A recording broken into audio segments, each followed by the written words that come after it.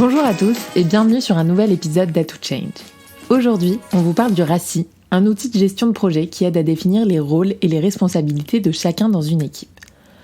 Alors pour vous imaginer son utilité et parce que j'adore les métaphores, dites-vous qu'un projet sans RACI est comme un bateau sans gouvernail. Il peut flotter, mais il est peu probable qu'il arrive à bon port. Imaginez-vous la scène. Un bateau souhaite partir en voyage vers une destination précise, disons les Seychelles, et vous avez réuni plus de 100 personnes pour y arriver. Mais au moment de partir, personne ne sait quoi faire.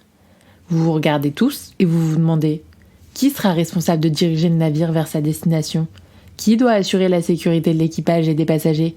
Qui est en charge de préparer les repas et d'assurer que tout le monde est nourri ? Sans définition des rôles, il semble peu probable que vous arriviez sur votre île paradisiaque. C'est pourquoi, dans cet épisode, nous allons donc explorer comment le modèle RACI peut être utilisé pour répondre à ces questions et aider vos équipes à atteindre les objectifs de manière efficace et efficiente. Alors commençons par le commencement. Qu'est-ce que le modèle RACI ? Le modèle RACI, c'est un acronyme pour responsable, approbateur, consulter et informer.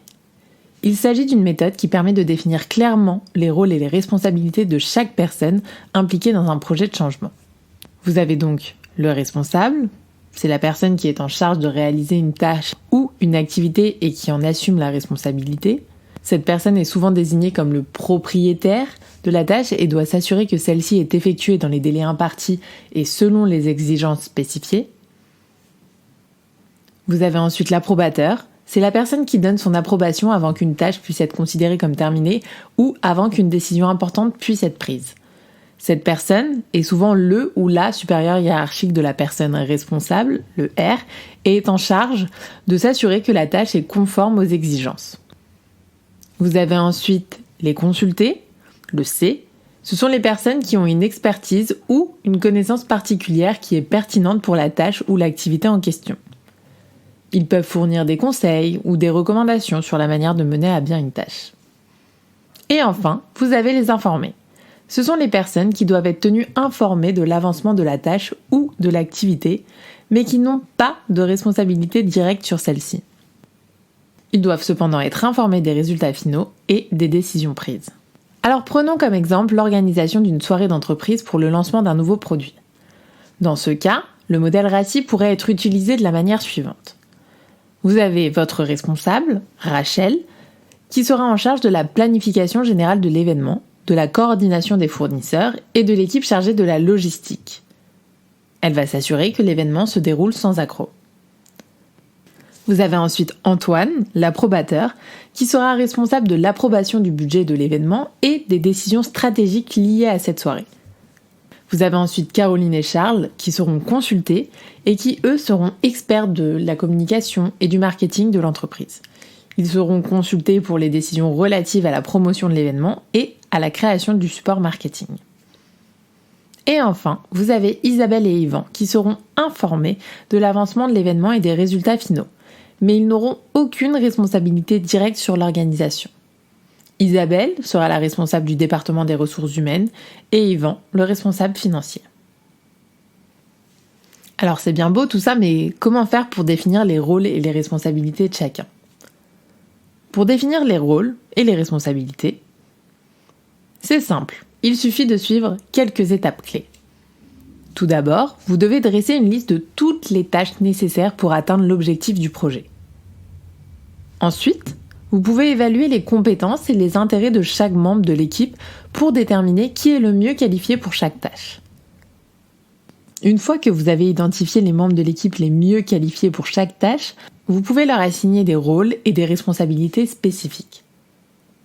Attention, il est important de clarifier les attentes dès le départ et de communiquer régulièrement pour vous assurer que tout le monde est sur la même longueur d'onde. Si vous rencontrez des difficultés ou si les conditions changent, vous pouvez réviser les rôles et les responsabilités de chacun pour vous assurer que tout le monde est sur la bonne voie. Bien que le modèle RACI présente de nombreux avantages que nous verrons juste après, il présente aussi certains bémols que vous devez avoir en tête. Parfois, il peut manquer de flexibilité en cas de changement de projet et certains peuvent y voir une dépendance excessive sur ce modèle. Pensez donc à le modifier en fonction du projet et à rassurer les responsables qui parfois peuvent le percevoir comme une source de stress supplémentaire, ainsi que de continuer à encourager la prise d'initiative par les autres membres de l'équipe. Cependant, outre la définition des rôles et des responsabilités dans un projet, le modèle RACI présente plusieurs avantages. Le premier, une communication claire. En utilisant ce modèle, chaque membre de l'équipe est informé de son rôle et de ses responsabilités, ce qui facilite la communication entre les membres de l'équipe. Il permet aussi une meilleure prise de décision.